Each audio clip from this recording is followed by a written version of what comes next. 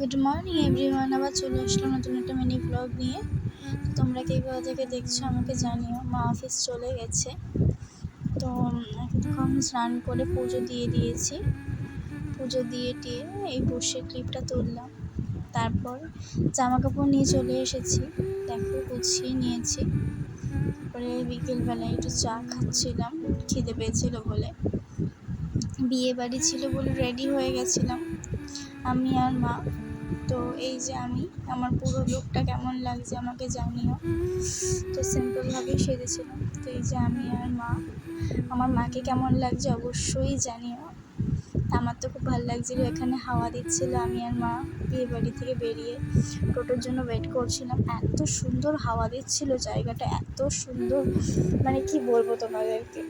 মা আর আমি মিলে হাওয়া খাচ্ছিলাম, আর ভিডিওর ক্লিপটা তুলে ওনাকে বলছিলাম যে দেখো মা কি সুন্দর হাওয়া দিচ্ছে।